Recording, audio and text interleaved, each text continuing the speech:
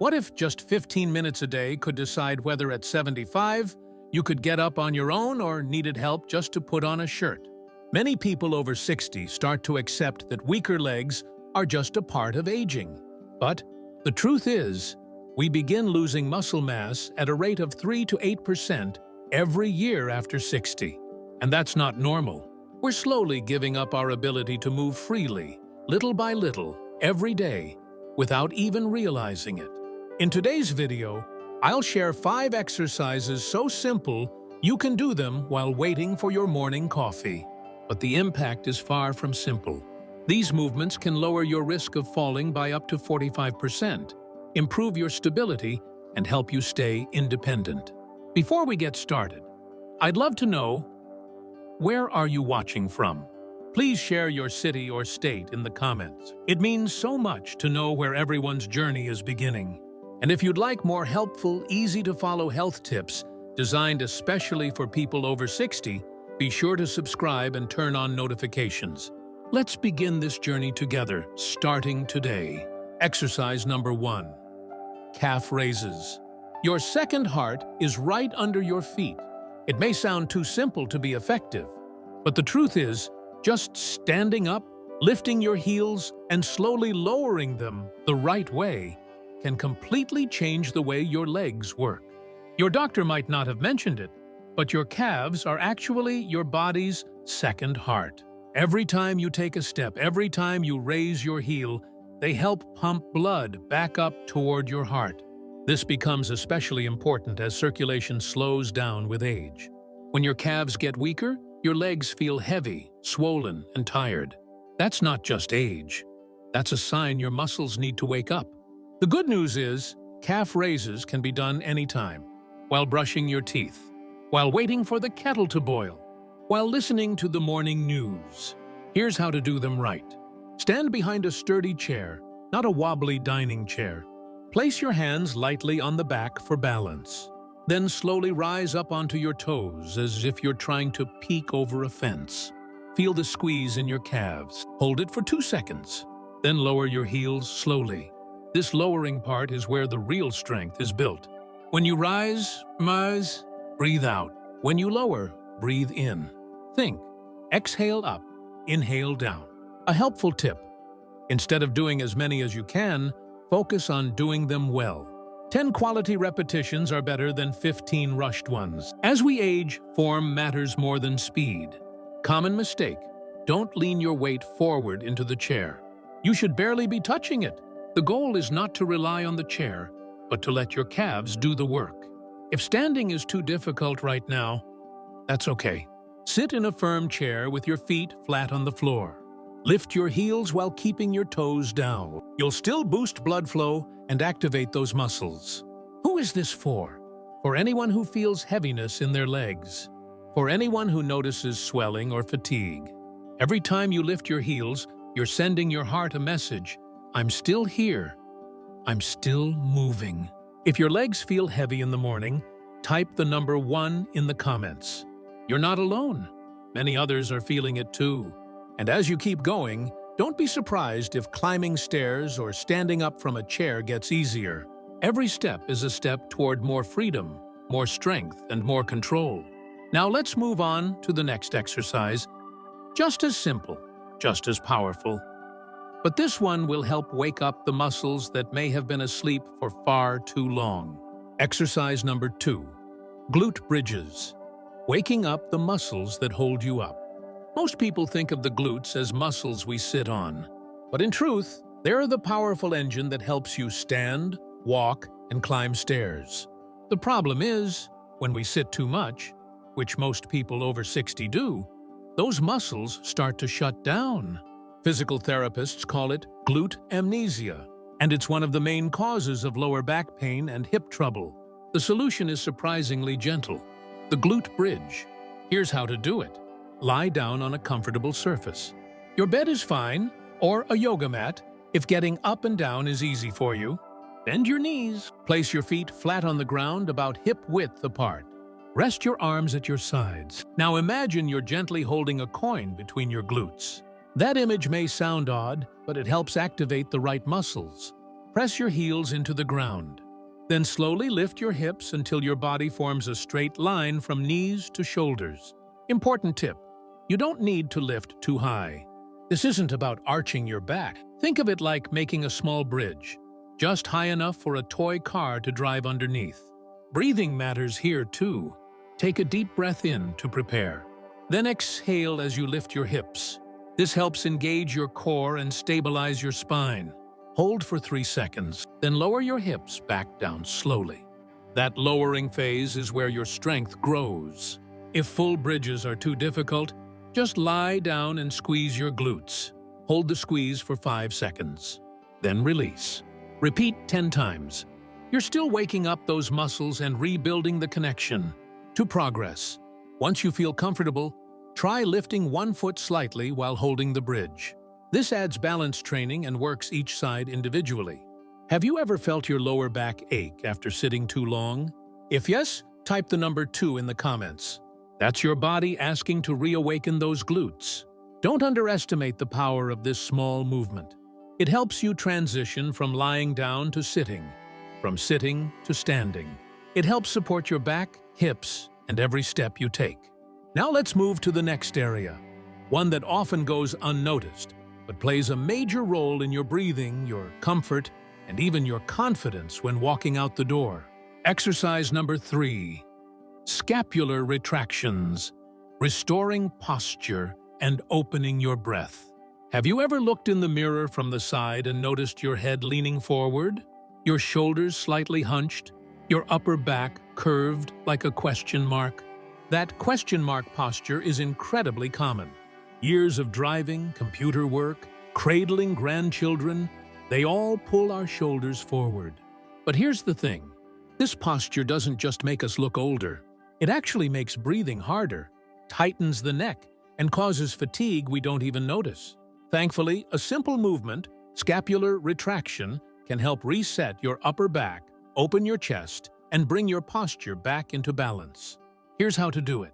You can do this seated or standing. If seated, choose a firm chair that keeps your back upright.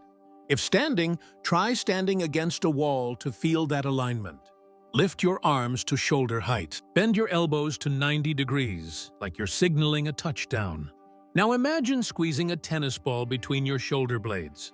Gently pull your elbows back. Feel your shoulder blades drawing toward each other. Here's the key. Don't just squeeze hard, squeeze smart. Think about pulling your shoulder blades down and back, like you're tucking them into your back pockets. Breathe normally throughout. Don't hold your breath. This should feel focused, not forced. Hold the squeeze for 5 seconds, then release. Common mistake. Many people shrug their shoulders up. Avoid that. Keep your shoulders low and your chest proud. Real-life application. You can do this while watching TV, while driving, or during computer work. Just 1 or 2 sets a day can realign your upper back and improve your breathing and comfort. If you've noticed your posture getting rounder with age, type the number 3 in the comments. This is your moment to pull yourself back into alignment. Better posture isn't just about looking good.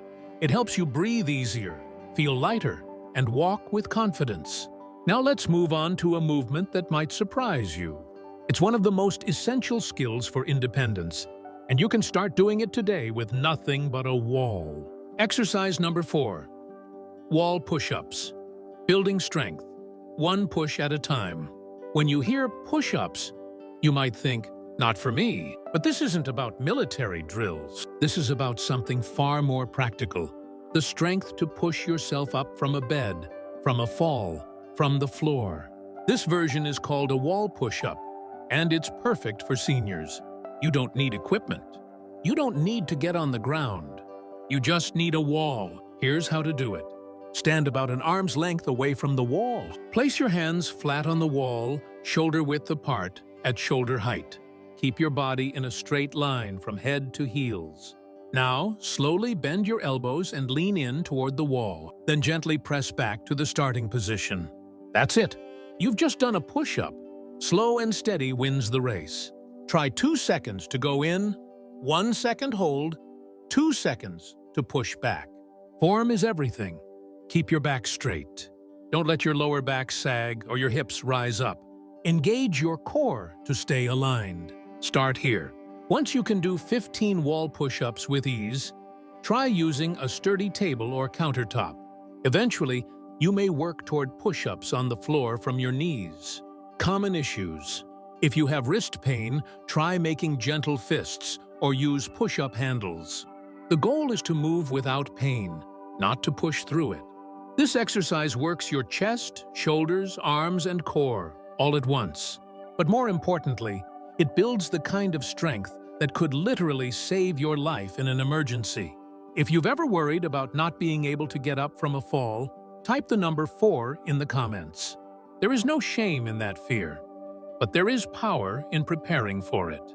Each push brings you closer to freedom, closer to confidence, closer to the strength you deserve. And now, for our final movement, a gentle, seated twist that can help you move more freely, reach more easily, and even breathe a little deeper.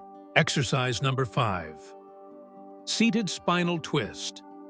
Expanding your range, easing your stiffness. Have you ever found yourself turning your whole body just to see behind you while backing out of the driveway? Or feeling like your back locks up when you reach for something on the side? Twisting is a natural motion we use every day. Walking, dressing, reaching, even talking to someone next to us. But most exercise routines completely ignore this movement. And over time, we stop rotating naturally. We turn our whole body instead of just our spine. And slowly, our world gets smaller.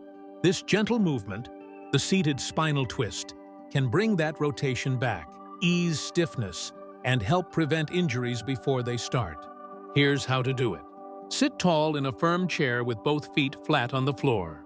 No crossing your legs. You need a solid base for this one. Place your left hand on your right knee. Place your right hand gently behind you on the chair. Now, slowly rotate your upper body to the right, looking over your right shoulder.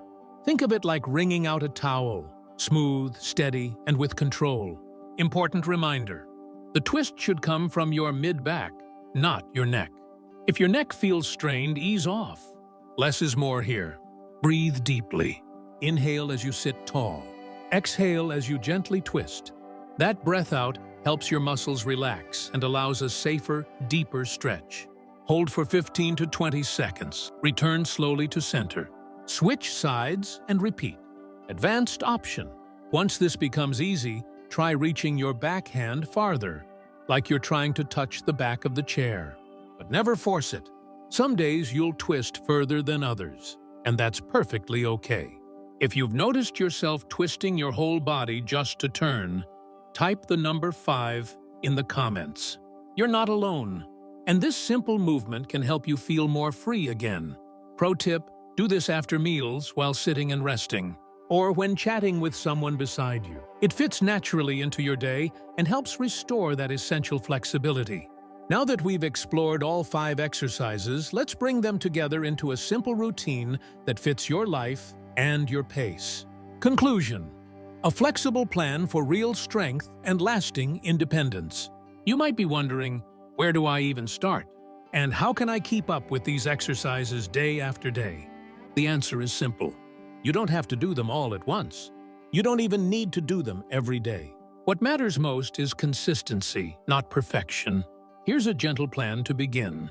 In the morning, while your coffee brews, do 2 sets of calf raises, 10 to 15 each. At bedtime, do 2 sets of glute bridges, 8 to 12 reps. While watching TV, practice scapular retractions, 2 sets, holding 5 seconds each.